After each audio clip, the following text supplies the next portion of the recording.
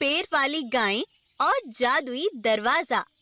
जंगल में सिम्बा नाम का एक शेर अपने परिवार के साथ अपना जीवन व्यतीत कर रहा था। सिम्बा के साथ उसकी पत्नी सरला और उसका एक बेटा शंभू भी साथ साथ रहते थे।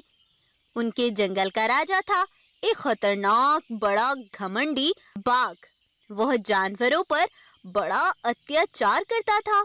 सारे जानवर राजा बाघ से बड़े परेशान थे, लेकिन बेचारे जानवर उसके सामने बोलने तक की हिम्मत नहीं जुटा पाते थे।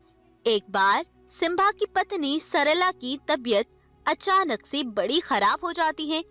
उस समय सिम्बा शिकार पर गया हुआ था। अपनी माँ की ये हालत देखकर उसका बेटा शंभू बड़ा परेशान हो जाता है। तब शंभू दौड़ता हुआ अपने राजा बाघ के पास जाता है और कहता है, सुनो बाघ महाराज, मेरी माँ बहुत बीमार है, तुम कुछ करो जल्दी से। पिताजी भी गुफा पर नहीं है महाराज, वो शिकार पर गए हुए हैं। महाराज कुछ करो, मेरी माँ की हालत बड़ी खराब है। तब बाघ शंभू पर बड़बड़ाता हुआ कहता है, अरे अरे चलो यहाँ से, तुम्हारी माँ की तबीयत खराब है, इसमें मैं क्या कर सकता हूँ, जाओ चलो यहाँ से। बाघ शंभू पर बिल्कुल खौफ नहीं खाता और ना ही उसकी कोई मदद करता। शंभू वहाँ से उदास मन से वापस लौट आता है और परेशान होता रहता है। अब मैं क्या करूं? पिताजी भी अभी तक नहीं आए। शंभू यह सोच सोच कर परेशान हो रहा था। तभी आसमान से एक जादुई दरवाजा उतरता है और उसमें से एक गोल्डन शेर निकलता है।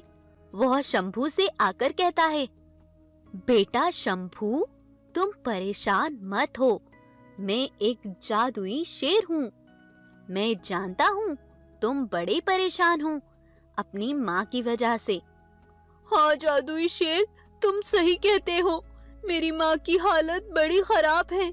बाघ महाराज ने भी हमारी कोई मदद नहीं की और मुझे कुछ समझ नहीं आ रहा, मैं क्या करूं? शंभू जादुई शेर को सब कुछ बताता है। तब वह जादुई शेर कहता है, कोई बात नहीं शंभू, अब तुम्हारी माँ बिल्कुल ठीक हो जाएगी। जंगल से जाते समय रास्ते में तुम्हें एक कीवी फल का पेड़ दिखाई देगा, तुम उससे वो फल लेकर आओ और अपनी माँ को खिला दो, वह बिल्कुल ठीक हो जाएगी। तब शंभू वह फल लेने चल देता है। रास्ते में उसे वो फल का पेड़ दिख जाता है। तब शंभू उसे लेकर लौट रहा था। तभी उसे एक गाय दिखती है। उसे देखकर शंभू चौंक जाता है। वह उसके पास जाकर देखता है तो उस गाय की टांगे बहुत लंबी लंबी दिखाई दे रही थी।